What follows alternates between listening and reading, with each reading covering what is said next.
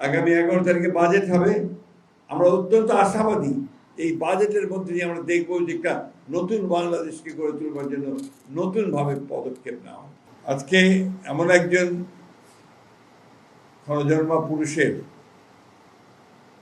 জন্য আপনারা এখানে প্রার্থনা সভার আয়োজন করেছেন, যিনি সত্যিকার অর্থেই একজন ক্ষণজন্মা পুরুষ। তার সম্পর্কে অনেকেই অনেক কথা বলছেন, বলবেন। আমি খুব সংক্ষেপে তার সম্পর্কে দুই একটা কথা বলব।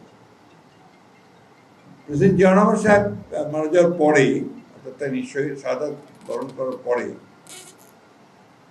তৎকালীন মার্কিন যুক্তরাষ্ট্রের যিনি রাষ্ট্রদূত ছিলেন উইলিয়াম বি মাইলাম, তিনি কমেন্ট করেছিলেন, মন্তব্য করেছিলেন যে শহীদ প্রেসিডেন্ট জিয়া রহমান যদি 1981 সালে শহীদ না হয়ে 75 সালে শহীদ হতেন, তাহলে বাংলাদেশ হয়তোবা আফগানিস্তান বা লাইবেরিয়ার মতো একটি ব্যর্থ রাষ্ট্রে পরিণত হতো।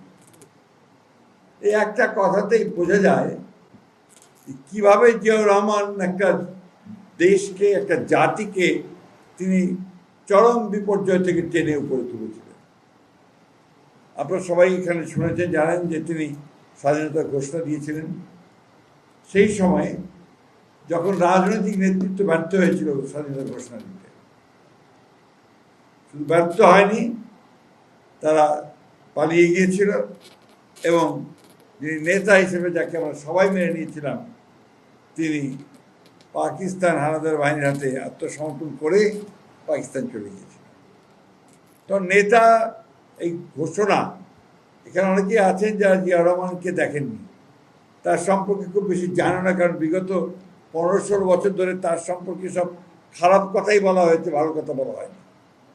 এমনকি বলা হয়েছে যে জিয়া রহমান পাকিস্তানের চর ছিলেন, এই কথা বলা হয়েছে। এই কথাগুলো বলে কিন্তু জিয়া রহমানকে খাটো করতে পারেনি, তাকে মানুষের হৃদয় থেকে নিয়ে যেতে পারেনি এবং ইতিহাস থেকে তাকে মুছে দিতে পারেনি। এই সম্পর্কে ফিডেল ক্যাস্ট্রো, যিনি কিউবার বিপ্লবের পরে তিনি নায়ক ছিলেন, আপনার জীবনের শেষ মুহূর্ত হতে কিউবার শাসন করেছেন, কিউবাতে প্রেসিডেন্ট ছিলেন, তিনি যখন কিউবার বাতিস্তার বিরুদ্ধে সংগ্রাম করছিলেন, যুদ্ধ করছিলেন, তখন তিনি একবার গ্রেপ্তার হয়েছিলেন। গ্রেপ্তার হওয়ার পর তার ট্রায়াল হয়েছিল। ট্রায়ালে তাকে 14 বছর কারাদণ্ড দেওয়া হয়েছিল। তো তিনি কোর্টের মধ্যে বলেছিলেন, condemn me, does not matter, history will absolve. তোমরা আমাকে আজকে সাজা দিতে পারো, কন্ডেম করতে পারো, ইতিহাস আমাকে ধারণ করবে। আজকে জিয়াউর রহমানকে সেই ইতিহাস ধারণ করেছে। আজকে এটা স্বীকৃত, জিয়াউর রহমানের স্বাধীনতা ঘোষণা দিয়েছিলেন। জিয়াউর রহমান এই দেশকে সেই বটমলেস বাস্কেটের যে একটা, তাকে বাংলাদেশকে যে একটা আপনার আখ্যা, একটা উপাধি দেওয়া হয়েছিল যে এটা একটা তলাবিহীন জুড়ি, সেই বাংলাদেশকে তিনি সমৃদ্ধির উপরে নিয়ে এসেছিলেন এবং একটা দুর্ভিক্ষ হয়ে গিয়েছিল কিছু থেকে, সেই দেশ থেকে তিনি একটা স্বয়ংসম্পূর্ণ জাতিকে পরিণত করার যুদ্ধ শুরু করেছিলেন। জিয়া রহমানকে আমরা ভুলতে পারি না। আমরা যারা সেই সময়কার মানুষ, যারা সেই সময়টা দেখেছি, সেই 1971 সাল থেকে 81 সাল পর্যন্ত আমরা দেখেছি যে সম্পূর্ণ বিরল একজন মানুষ, সততার একজন পরাকাষ্ঠা। তার সম্পর্কে সততার গল্প অনেক শোনা যাবে, যেগুলো বলে শেষ করা যাবে না, সেগুলো করবো না। তো এইটুকু বলতে চাই যে উনি একজন সততার নজিরবিহীন একজন ব্যক্তিত্ব ছিলেন এবং সেই মানুষটি আজকে আমাদের সামনে আরো বর্তিকার মতো আছে। আমি কথাগুলো এই জন্য বলছি, আজকে এখানে অনেক ইয়াং জেনারেশনের ছেলেরা আছে যারা জিয়া রহমানকে দেখেনি, শুনেছে, কিন্তু জিয়া রহমানকে না দেখলে, না বুঝলে জানা বোঝা যাবে না যে উনি কি ধরনের একজন ক্ষণজন্মা নেতা ছিলেন।